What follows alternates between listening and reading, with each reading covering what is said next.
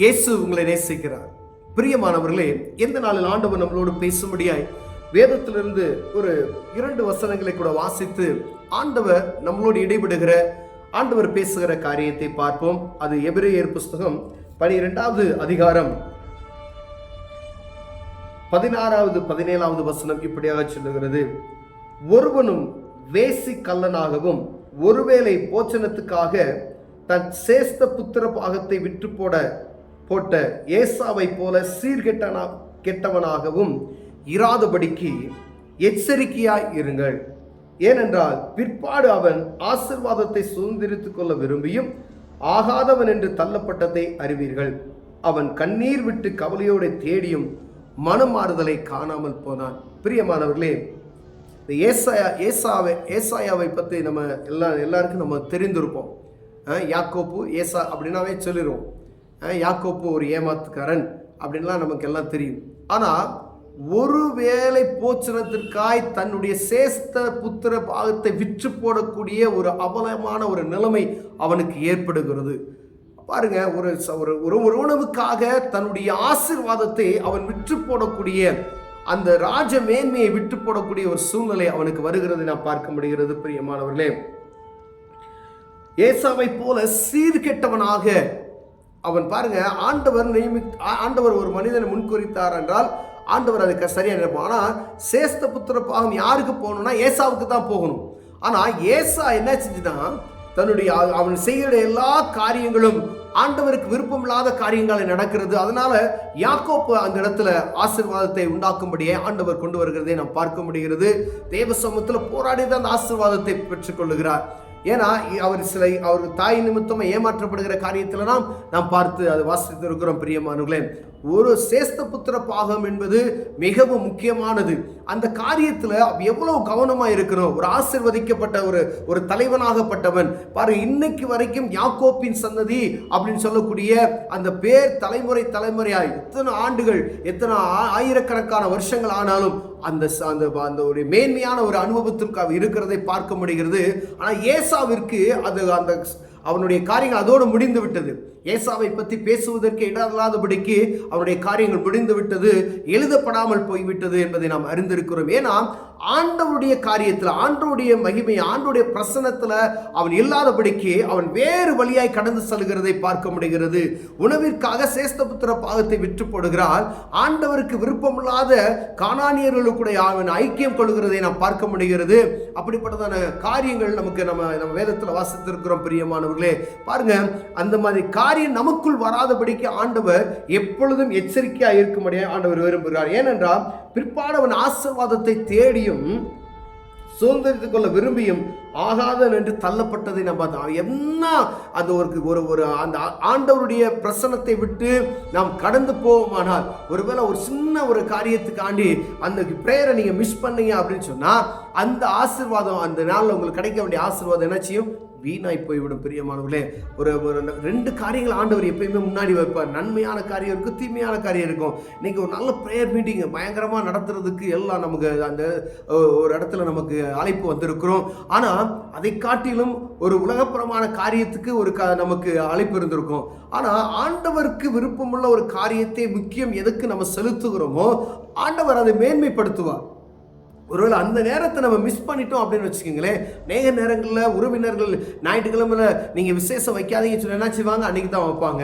அப்போ அந்த நேரத்தில் நம்ம கடந்து சொல்ல போகக்கூடிய, நீங்கள் ஆராதனைக்கு போகாதபடிக்கு, ஆண்டவருடைய பிரசன்னத்தை உணராதபடிக்கு நீங்கள் அந்த இடத்துக்கு நீங்கள் கடந்து சொன்னீங்கன்னா அன்றைக்கி ஆசீர்வாதம் என்ன செஞ்சு கேட்டு அந்த ஆசீர்வாதத்தை நீங்கள் மீண்டும் தேடியும் கண்ணீர் விட்டு அழுதாலும் அது கிடைக்காத ஆண்டவர் சொல்ல, அன்னைக்குள்ள ஆசீர்வாதத்தை நீங்கள் எழுந்து விட்டீர்கள். ஏசாவை போல சீர்கெட்டவனாய் போகாதபடி எச்சரிக்கையாய் இருங்கள் என்று ஆண்டவர் சொல்லுகிறார். ஏன்னா அன்னைக்கு ஆண்டவர் உங்களோடு பேச வேண்டிய வார்த்தையா திருப்பி மீண்டுமா அந்த இடத்துல பேசுவாரான்னு பார்த்தா பேச மாட்டார். ஏன்னா ஒரு தேசத்தின் அதிபதியை ஆக வேண்டியவன், ஒரு ஜனக்கூட்டத்தின் அதிபதியை ஆக வேண்டியவன் அங்கு தள்ளப்பட்டு போகிறதை நாம் பார்க்க முடியும். ஏன்னா அவன் ஒரு சிறிய காரியத்தின் நிமித்தமாய், அவனுடைய ஆசீர்வாதத்தை எழுந்து போகிறது நிமித்தமாய், விட்டு போட்டது நிமித்தமாய், கீழ்ப்படியாத நிமித்தமாய் அவன் என்ன செய்யறான்? அந்த இடத்துல தள்ளப்பட. அப்படிப்பட்டதான ஒரு இருதயம் நமக்குள் வராதபடிக்கு, ஏசாவை போல சீர்கெட்டவனாய் ஆகாதபடிக்கு எச்சரிக்கையாயிருங்கள் என்று வேதம் சொல்லுகிறது. பிரியமானவர்களே, கண்ணீர் விட்டு அழுதான். அப்படி கண்ணீர் விட்டு அழுதான மன மாறுதலை அவன் காணாமல் போனான். மன மாறுதல் இல்லாதபடிக்கு ஆசீர்வாதத்தை பெறுவது கூடாத காரியம் பிரியமானவர்களே. உலகத்தில் அவனுக்கு ஏசாவினுடைய கதவை அவன் செல்வந்தனா இருக்கிறான், அவன் நல்ல ஆசீர்வாதமா இருக்கிறது போல அவனுக்கு தெரியும். ஆனா அந்த ஆசீர்வாதம் வேற, யாக்கோபுக்கு கொடுக்கப்பட்ட ஆசீர்வாதம் வேற. அப்ப உலகத்தில் இருக்கக்கூடிய எல்லா மனிதர்களும் ஆசீர்வாதமா இருக்கிறாங்க.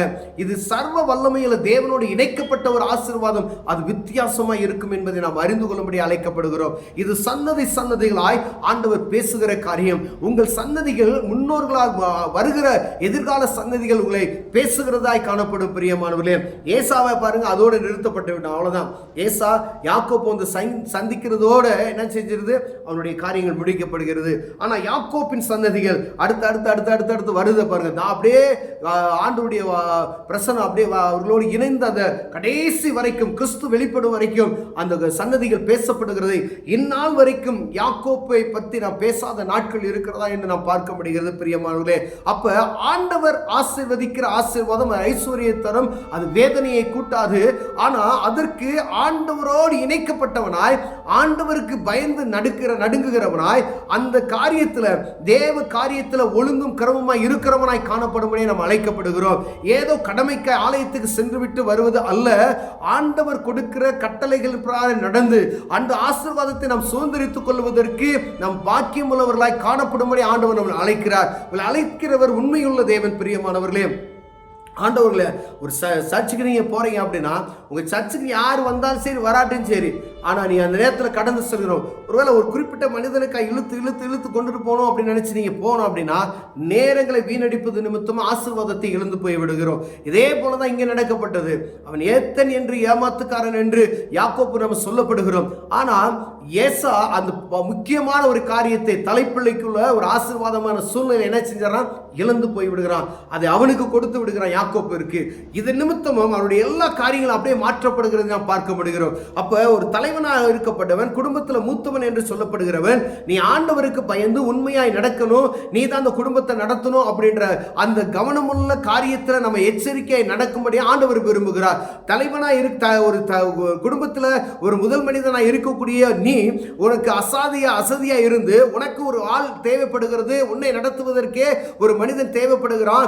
எத்தனை பேர் சொல்லியும் அதை கீழ்ப்படியாதபடி இருப்போமேயானால், ஆண்டவருடைய சத்தத்துக்கு செவி கொடுக்காதபடி இருப்போமேயானால், அப்ப ஆண்டவர் நம்மை விட்டு விலகி போய் விடுவார் பிரியமானவர்களே. அப்ப ஆசீர்வாதத்தை தேடி என்ன செய்ய முடியாது, கிடைக்காம போய்விடும். என்ன கஷ்டப்பட்டாலும் சரி, ஆண்டவர் இல்லைன்னா ஒண்ணுமே செய்ய முடியாது. நமக்கு பெருமை என்ன வேணாலும் இருக்கலாம், ஆனால் ஆண்டவருடைய பிரசன்னத்தை இழந்து விட்டோம் ஆனால் ஒருவரும் பக்கத்தில் நம்ம அந்த ஆசீர்வாதத்தை நம்ம சுதந்திரித்துக் கொள்ள முடியாது என்று வேதம் சொல்லுகிறது பிரியமானவர்களே. அதே போல அவனை போல ஒரு சீர்கட்டவனாய் இல்லாதபடிக்கு எச்சரிக்கையாய் இருங்க அப்படின்னு சொல்லி ஆண்டவர் சொல்கிறதை நாம் பார்க்க முடியுது. ஒருவேளை நம்ம இந்த காரியத்தில் நம்ம கவனக்குறைவுள்ளவர்களாக இருப்போமேனா, சர்ச்சுக்கு போற வேண்டிய நேரத்தில் வேற எங்கேயாவது கடந்து செல்கிறோமா, ஆண்டவருக்கு கொடுக்க வேண்டிய முக்கியமான நேரத்தில் வேற எங்கேயாவது கொடுக்கிறோமா, அதெல்லாம் கவனமாய் பார்த்து ஆசீர்வாதத்தை இழந்து போகாதபடிக்கு எச்சரிக்கையாக இருக்க அழைக்கப்படுகிறோம். கண்களை மூடுவோம், ஜெபிப்போம். அன்பின் தகப்பனே, இந்த அருமையான நாளுக்காய் ஸ்தோத்திரம் ஆண்டவரே. அப்பா, தேவ பிரசன்னம் எங்களை ஆளுகை செய்யட்டும். ஏசாவை போல சீர்கெட்டவனாய் நாங்கள் இல்லாதபடிக்கு ஆண்டவரை ஞானம் உள்ளவர்களாய் நடந்து கொள்ள எங்களுக்கு உதவி செய்யுங்க. இயேசுவின் நாமத்தில் பிதாவே, ஆமென்.